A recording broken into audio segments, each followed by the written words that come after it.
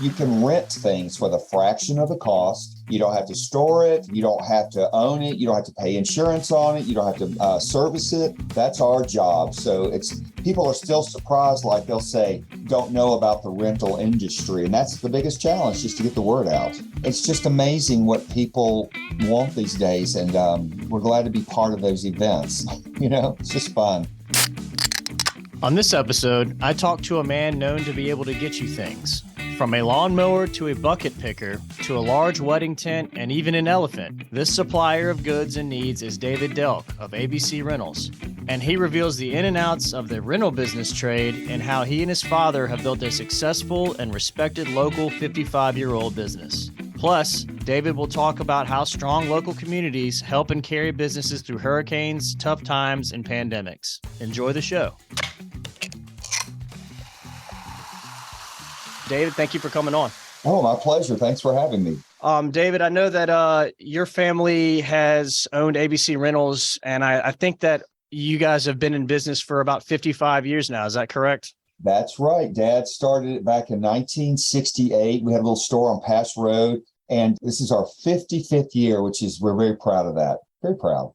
That's incredible. I know that last year we celebrated our 75th, so I know what it feels like to kind of be involved in an anniversary like that, especially a business with that amount of longevity on the coast here is it's a nice thing to have.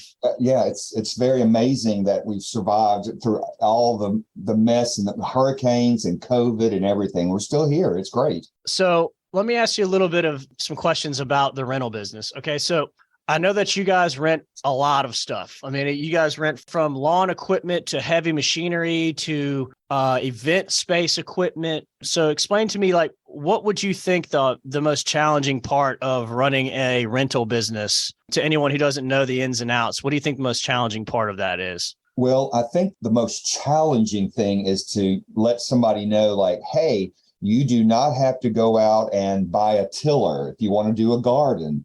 Or, oh my gosh, I need to reach up to the second floor of my house. How do I do that? Well, you can rent. So the biggest challenge to let people know, you can rent things for the fraction of the cost. You don't have to store it. You don't have to own it. You don't have to pay insurance on it. You don't have to service it. That's our job. So that's the hardest thing, is to get to customers, and people are still surprised. Like they'll say, what? You mean I can rent a sewer snake? Or like, oh my gosh, my daughter's getting married and I can rent a tent. I mean, there are just so many things that people don't know about the rental industry. And that's the biggest challenge, just to get the word out. I can imagine that would be, because I mean, anybody and everybody has had a project where they've reached a certain point in the project and they realize, okay, I'm a little out of my comfort zone when it comes to the equipment I have in my garage or whatever. And exactly. People start looking on Amazon. They start looking on places. Well, I don't want to buy something to just do one job. So I imagine that, that would be a beneficial thing to have in people's minds is, why don't I just go down and rent it for the afternoon, get the job done and bring it back and be done with it. That's right. And, we send it out full of fuel. The blade is sharpened. We tell you how to use it. There's so many programs now, like do it yourself, like on the, all these networks and online. So people really want to do their own thing these days. I mean, it's great to go out and hire somebody. They'll do a great job, but a lot of people want to have that satisfaction of, redoing a room or redoing the hardwood floors. I mean, there's so much stuff that you can do around your house, and, you can rent the equipment to do it. David, let me ask you this. I imagine that your business was changed during COVID just because of the amount of time people were spending at home. I've talked to other people who deal in decorating or things like that, framing, that kind of thing, where people are they're walking around, they're spending more time at their house and they're looking up that thing that they always wanted to do, but they never had the time or the effort to do it. Well, now they're at home, they're not doing a whole lot. Did y'all's business see a jump of people coming in and renting stuff to just do that project that they've been throwing off? Yes, it really was kind of surprising. Pretty much half of our business is event business, like for weddings, reception, parties, grand openings, and things like that. Well, literally in 4 days, every event was canceled for the next 6 months, probably longer than that. I mean, that's got to be scary. It was terrible. Every phone call we got was, hey, my venue just closed down, and we had to refund. We couldn't keep anything because it wasn't we didn't feel good about saying, well, you've lost your deposit. So we refunded so much. But then all of a sudden it turned around where people were like, hey, I'm home for the next 2 weeks, or I work from home only 2 hours. So we survived COVID because people did stuff at their house. It was really, really great. I mean, we were very safe. We kept our employees behind. We brought the counter outside where people just drove up, that kind of thing. Yeah, And yeah. we sent people home every other day, but I kept paying them on the payroll just to keep safe, that kind of thing. But people were doing their painting and they were doing gardening. I mean, life did not stop. And that was really what we were so grateful and blessed that we had that opportunity to keep open. And we were deemed essential because still Mississippi Power and the government, the city still needed rentals. So we were able to stay open anyway. And next thing you know, we had the Mr. and Mrs. coming in with their mask and asking questions about redoing their hardwood floor, or, hey, we want to do this and that. We want to take the wallpaper off that's been there since the 70s, off the wall. So we have a steamer to do that. So that was really, that was a blessing. That was great. It's kind of interesting how both sides of your business, like you said, 50% of the business is event based, right? And yes, the other half of your business basically propped the other side up. Exactly. It really saved us.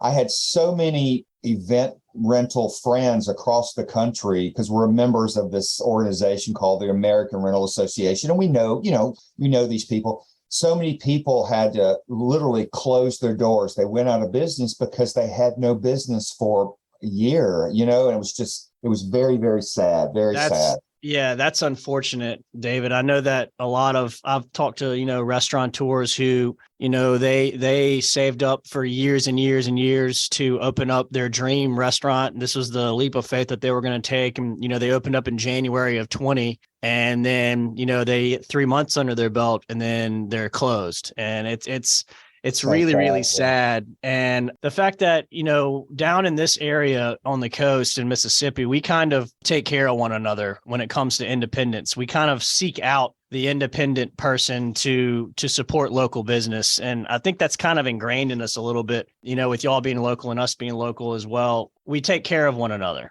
And I think that that's something special. And I don't know if it has to deal with the fact that we've all gone through a lot of trauma when it comes to stuff being destroyed on a yearly basis, or, and we kind of all can commiserate with one another. But I'm glad to hear that your business during COVID, that one side propped up the other, because It was interesting for us as well. It's amazing. Like, I guess it's a small town USA kind of mentality, and I love it. But I know that after hurricanes, and I wish we could be like this all the way, but like after hurricanes, even during COVID, everybody was so kind. People would say, hey, I'm coming to pick up my rental. Here's a plate of cookies. Thanks for being open. And then finally, when restaurants were opening, I was like, thank you so much for being open. Thank you for being open and coming to work, because we take our lives for granted, Andrew. I mean, it's ridiculous, but it's true. We take our lives, we wake up, we go to work, we go through the drive-through at McDonald's or something, or grab our Pepsi at the corner place or whatever. And then all of that is gone and everything's locked up, and you just think, oh my gosh, we just take our lives for granted. So anyway, we all survived, and that's great. Most of us survived. That is really great. Well, David, how many locations do you guys have on the coast? I know your one location is on Hughes Avenue, correct? Yes, that's the oldest one. We have another one in Bay St. Louis. We opened that in the late 70s. And then we opened up another one in Ocean Springs, and I think early 2001 or something like that, around that. But we're spread along the Mississippi Gulf Coast, and we try to serve the whole bottom 3 counties is really what we say.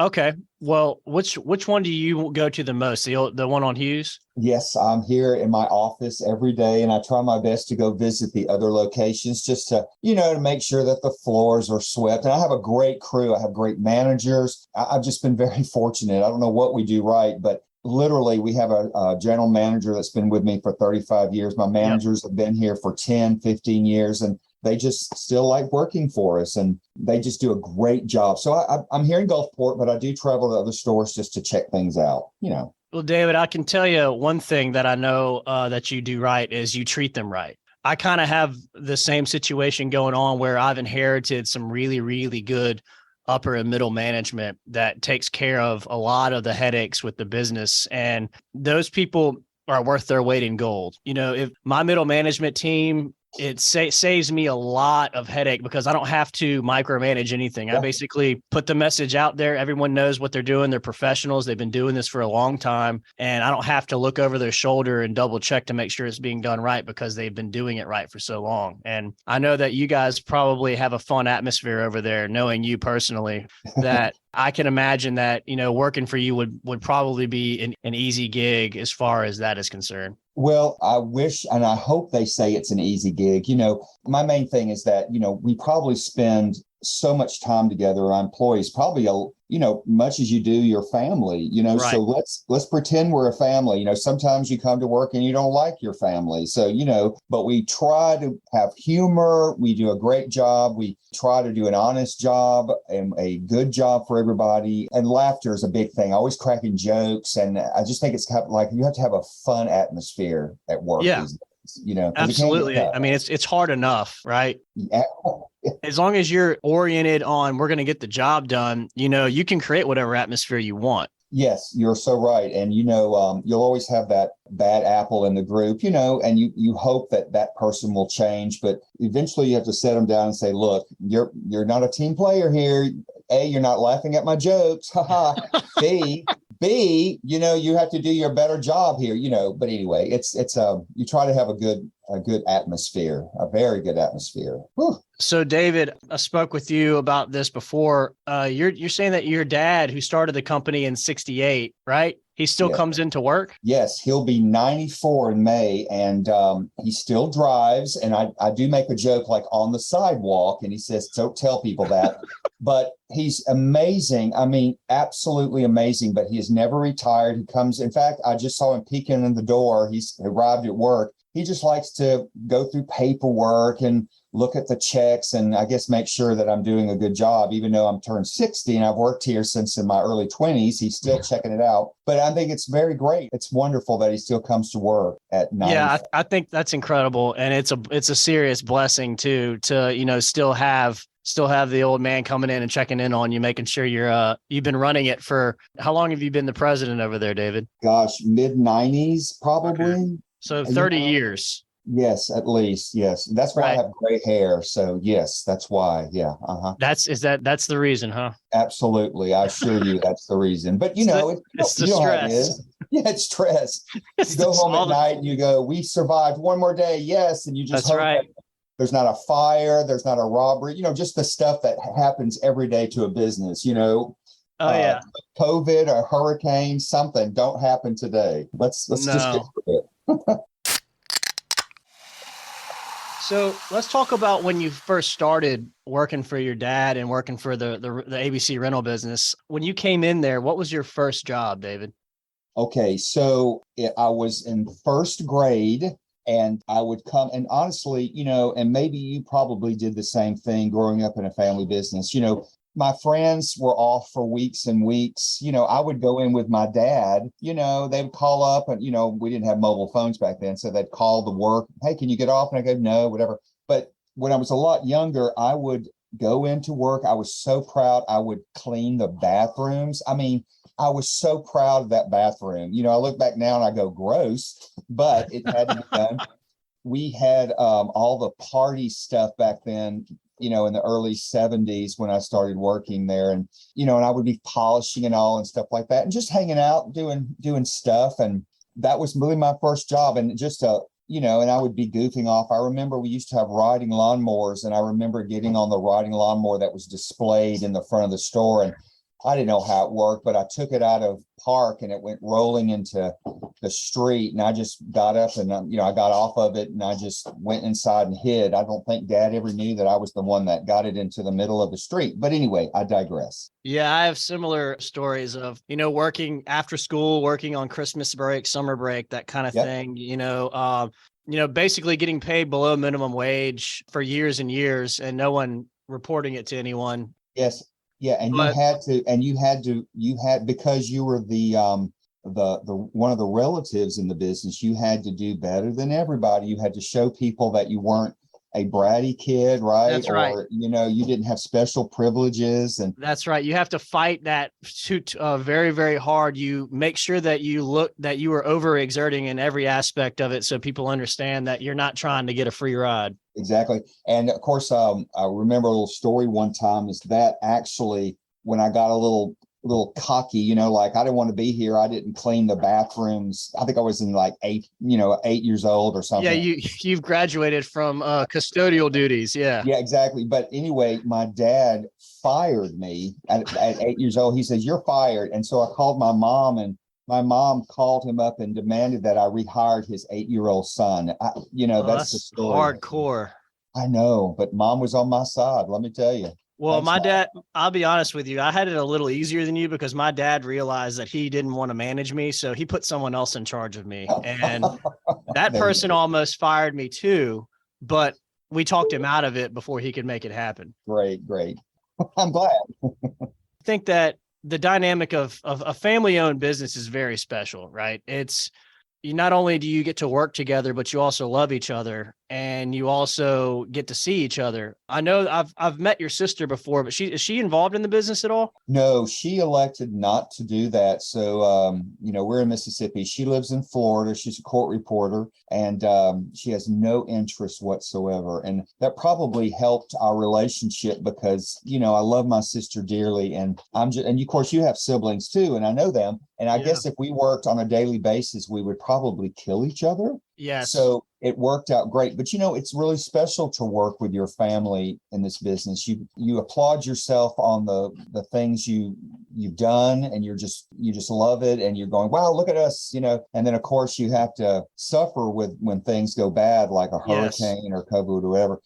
I'm so grateful that he still comes into work, and I see him when I stop by every day and just check it out, and we talk business, and it's really cool. It's really cool. Yeah, and having that sounding board too, where you can bounce new things and say, "Hey, Dad, this is what I have going on. What is your opinion on this? This is something I've been thinking about wanting to go into or get into. Do you think there's anything there?" And So invaluable. And his memory, my memory is not good at all, and it's amazing that he can remember things decades ago, and he'll go, "Remember when we bought this, blah blah blah," and I'm like, "No, I don't remember that." So yeah, he's great sounding board, and that advice that I get from him, or what did we do all those years ago, or what do you think about this new product, or I want to spend all this money and get a new truck, that kind of thing. And he certainly says, you can do it, but if you fall flat on your face, I'm going to remind you, that kind of thing. A gentle little moment there. yes, I think that's great. And I think that, having someone that is going to in 100% genuinely tell you the truth is something that it's 100% invaluable, like you said. I mean, yeah. Whether it hurts, whether it stings or not. Yes, because a lot of people, if you ask them, especially people you work with, if they work for you, you can ask them their opinion, and they'll tell you what they think that you want to hear. Yep, that's right. Exactly. Yeah. And he will tell you exactly what needs to be done and what you need to hear. And you may not like it, but it's going to be good advice. Let's say you guys get into a new model of lawnmower, right? Or anything of that nature. We'll use a lawnmower, for instance. What's the average lifespan of a piece of rental equipment? Well, it just depends. I mean, we have trailers that are, 15 or 20 years old, but we replace the axles, we replace the hitch, that kind of thing. Mowers, we have a 2-year lifespan on those just because they're engines and that kind of thing. And it just depends on what's new in the market. So we want to make sure that when a customer comes to ABC Rental, they have a great experience. When they walk in, they get greeted. I always try, and I do my best to say, come on, smile. If you have a bad day, I'm so sorry, but smile at that customer. Because I don't know about you, Andrew, but I've been to many places where you've been ignored. Yes. You're just ignored, like, okay, did they even know I'm here? Or they just look at you to place your order, and you're like looking at them going, well, this is not good. But, you learn when you see things like that. But you want to make sure when they take that equipment away that whether it's a carpet cleaner or a chair or a backhoe, that everything is working properly. So the moment that something's not working properly, or say it's out of date, things come in, like they have new mowers all the time. They have a mower that has, a bag on it. That was a real big hit way back when. We got those because everybody wanted them. There's a lot of commercials. Weed eaters for years and years used to just have the line on them, but then they have blades on them now. If you want to cut down some heavy stuff, we got into that.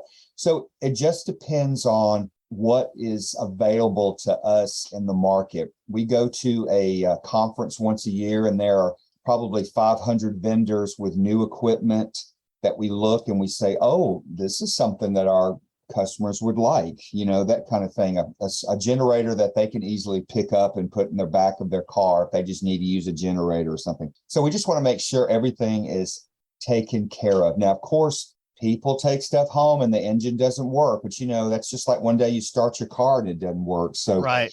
We just want to make sure that when they leave here, we check it out. We make sure it's safe. They know what they're doing. So we just constantly, just make sure the equipment. Well, David, how many pieces of equipment do you guys rent? Oh my gosh. For us, it's an SKU count, right? And how many of those do we have in the warehouse at any given moment? Which is a moving target at any moment. But for y'all, do you have in your head or anywhere a ballpark about how many pieces, let's say not the event side, right? On the other side of the business, how many pieces of equipment do you guys have to rent? Well, if we say individual pieces at the 3 stores, I would say close to 800 different pieces. I mean, we have mowers. I mean, it's just a lot of stuff to keep up with. Just everything. Just everything. I mean, we have maybe 3 dozen different types of lawnmowers. We've got weed eaters. We have chainsaws. We have electric chainsaws. We have gas chainsaws. We have walk behind concrete saws. We've got chipper hammers, handhelds. I'm looking right outside the door right now, and there's just so much ladders. We have about 6 different styles of ladders. We have something for every job. I mean, that's like our motto. We rent anything that you need anytime. There's so much stuff. And boy, inventory can get rough, How often do y'all inventory? Once a year, and that's once too many times. But I can imagine that is wild. It is because we say a lot of times we move stuff to different locations if a customer wants something over here or whatever. So a lot of times we have to track it down, like where did that specialty yard vacuum that sucks up leaves that we only have 3 of? Where's the other one? We can't find it. Right. Everything for us, inventory is kind of pretty straightforward. You walk the warehouse, you count, that's it. But for y'all, I mean, y'all have a lot of moving parts they vary so much that I can imagine that keeping it all together is a challenge in itself. Yeah, exactly. And for example, the bucket lifts that we rent that are trailer mounted, they're very expensive. So if we have a broken line or something or a battery and we can't rent it, then we don't have any revenue coming in. So we have to make sure we get that repaired very quickly to get out, because customers like you or other people want that stuff like right now. We are consumers, right? In our hearts. Yes. And we want that right now. Do y'all have in-house mechanics that work on all this stuff? Yeah, sure. We have pretty much people across all 3 locations that can handle the basic repairs. And then we have a specialty mechanic at one of our locations that can really dive in and like take a motor apart completely, that kind of thing. So we're very lucky that way. And sometimes we have to outsource it. We have to take something to New Orleans, like a track loader or something that we can't really work on. We have to take it somewhere and let somebody work on it. Yeah. And when that truck is not in your domain, you can't like use it and utilize it and get your product out. So it's just like us. All that stuff has to be working and get going so we can pay our bills and pay our employees and move on. Yep. Absolutely, David. Well, what's the biggest thing that you guys are y'all going to do anything this year for your 55th? Or are you waiting on number 60? What's big thing coming up for ABC Rental as far as the next 2 to 3 years? Well, we have always felt like we needed to increase our party side since the 70s, when we just had, one type of dish, like a silver rim plate and a fork. Now we have like 5 different types. That industry across the country has really just exploded. And we are very lucky here because we have a lot of outside venues here. A lot of museums that use tents and people get married out front, older homes. We have the casinos that do events. This industry is growing very rapidly. So we're trying and we're thinking about enlarging that. We have linen. So if you want a basic linen or something sparkly for a table, we have all of this stuff. And you can imagine when somebody comes into our party section, they've been on Instagram and they've been on all these websites, and they go, oh, I want a table that says love that I can serve it. Well, we got that. I want big hedge walls that you can pull off a champagne glass. Well, we had to get those. So we're trying to grow bigger in that department. Now, of course, the homeowner side, the light construction, there's always that piece of equipment that people see and they want. For the longest time, we didn't have, like, say, bucket lifts, but then we started getting into that. And surprisingly, that was really good for us because it's just easy, it's safe. So the next 3 years, we just need to increase our inventory to keep up what people want. That's all I got to say. Well, from what I'm hearing, David, is y'all have to kind of really have your finger on the pulse of what the consumer wants, right? Yes. And what is your best way of getting that information? Is it just word of mouth? Is it they come in and they request something, and then the person who is, helping that person will come back to you and say, hey, listen, this is the third person this week that's asked for this, this, and this. We might need to take a look at that. Is there a particular way where your customers can talk to you about their wants and needs and that kind of thing? Well, you just answered your own question, but let me tell you, really, we go to this conference where they have the vendors, and we see some new products, and we say, this would really work well. I mean, of course, we wouldn't get anything like a snow plow or something, but like, yeah, obviously not. This is really good. Like a new something like to chip tile off the floor. They come out with something new about every 3 or 4 years. Before it was this terrible handheld thing. Now it's this wonderful angled piece of equipment that doesn't hurt your back. It's kind of self-propelled. It's more expensive, but the customer loves it. And I've used it myself. It just works beautifully. So we go to this conference and see that a lot of time people come in and we say, hey, I'm looking for this and that. And we'll go, hey, we need to get that piece of equipment. Why don't we get that? And then it turns out to be great. And then we add it to our inventory at all 3 stores. But a lot of times in the party event side, we see something that's happening in, say, Los Angeles and New York. And, down here on the coast, all of that trickles down. About 5 years later. 5 years later, we're finally getting that stuff. So we see what the hottest trends are.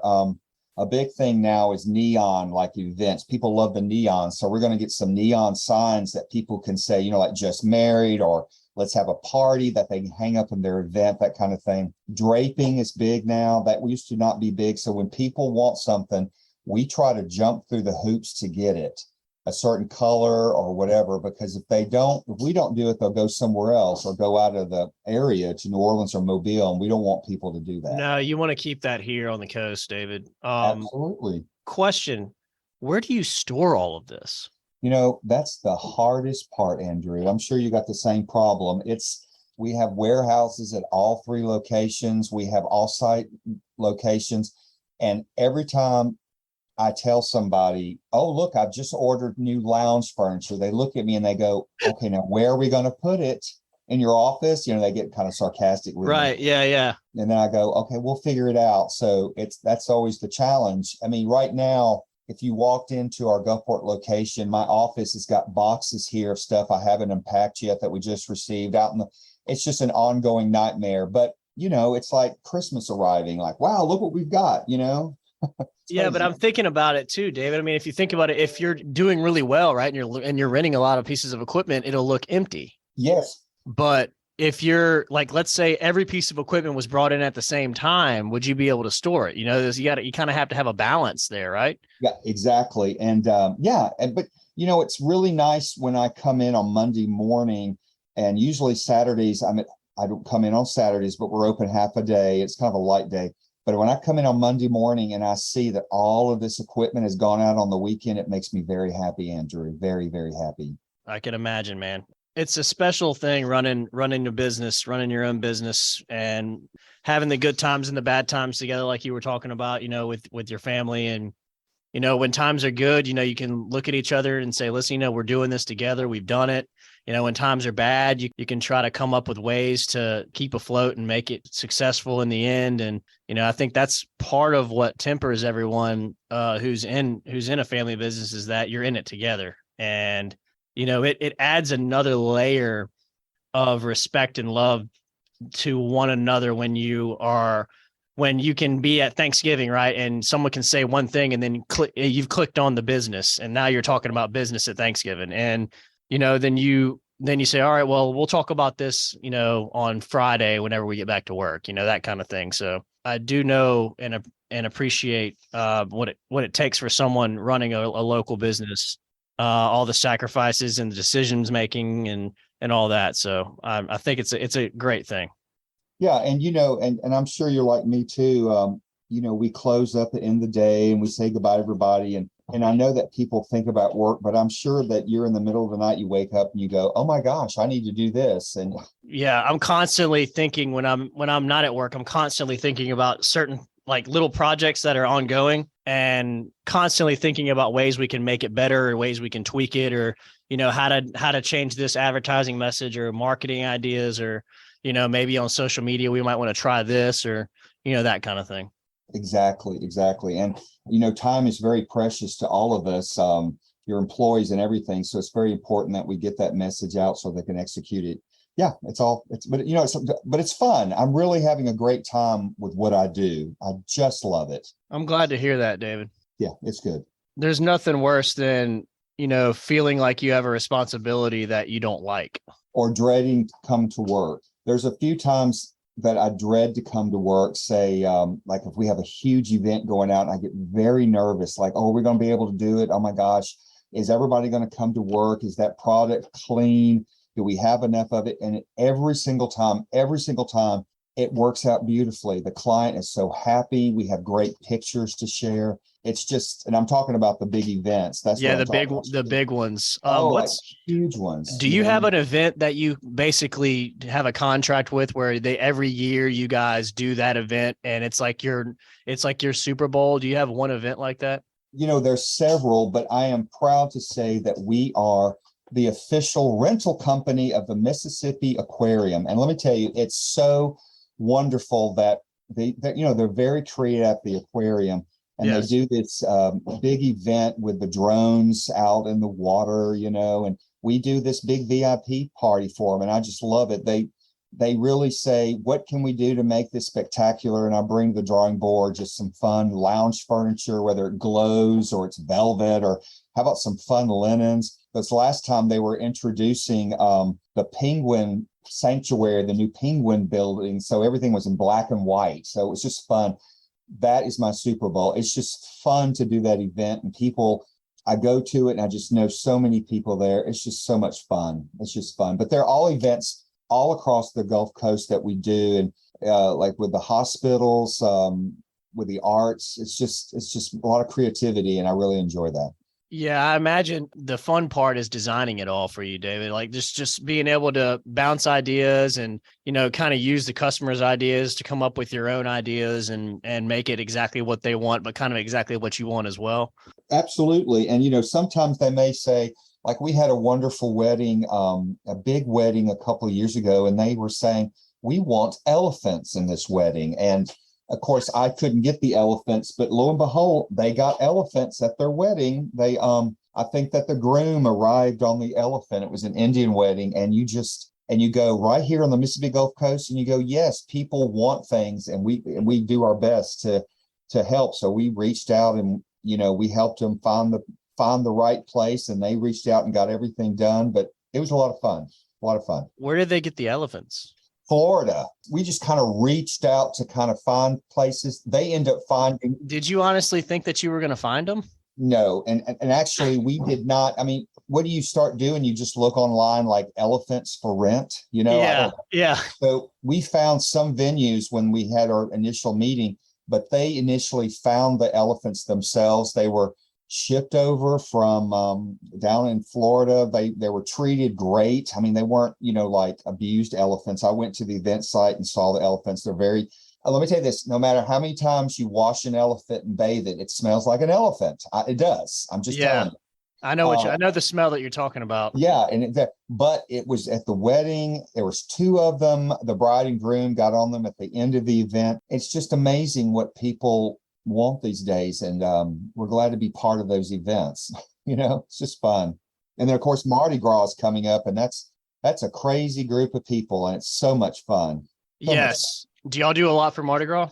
We do a lot for several Mardi Gras companies, clubs, and then a Gulf Coast Carnival is the biggest, really. And they do a lot of fun stuff at the Golden Nugget. We do a lot of decor for them, and they just have Mardi Gras is like a big party, and these people are party people. Every weekend there's another Mardi Gras crew having something, and we're so fortunate. We call us, and they want draping, or they want the big king chairs that we have. Or yep, I know exactly what you're talking about. It's just fun, just great. Well, that's the season that we're in right now, David. Yes, sir. Crazy. Everybody's having either a ball or something every weekend. I know I'll be at one in 2 weeks. So good for you. Yeah. You used to MC for the Merry Maskers. Do you still do that anymore? I'm doing that this year. Absolutely. Yes, then sir. I'll see you on the 11th, David. Okay, I will be there.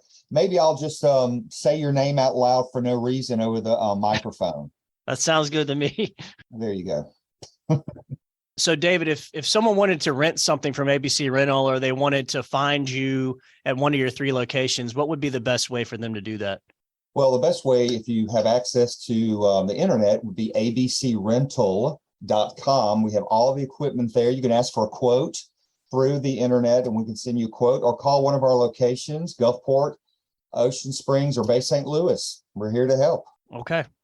Well, David, I really appreciate you getting on, man. I've kind of gotten a little more insight to what it is that y'all do at ABC Rental, and, talking with another business owner and the ins and outs, especially a locally owned business, where you have the ability to take care of your customers' employees exactly how you want to, with no one telling you how, is a special thing. You were talking about COVID and how you were letting people off every other day and still paying them, and a corporately owned business would not run like that. They would say, listen, you're going to have to let 2 people go because you don't have the hours, or you can't have people off. You can't do this and that. I mean, that's one of the blessings of being able to make the rules on the fly like we are. So I think that's a good thing.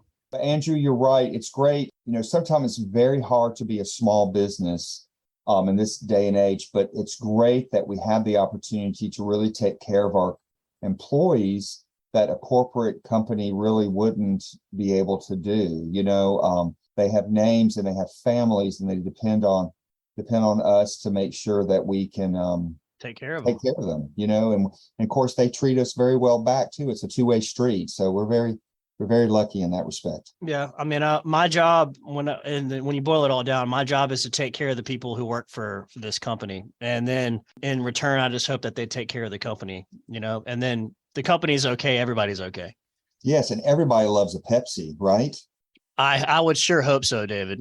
Absolutely. And I've always appreciated your level of support, whether you sending me, a screenshot of you drinking a Pepsi somewhere, or sending me one of our messages that Morgan has sent out, or, just the constant support from you, man. It's always been nice. I think that you're a joy to be around. You're a great guy. And I hope that, ABC Rental is around for another 25, 30 years.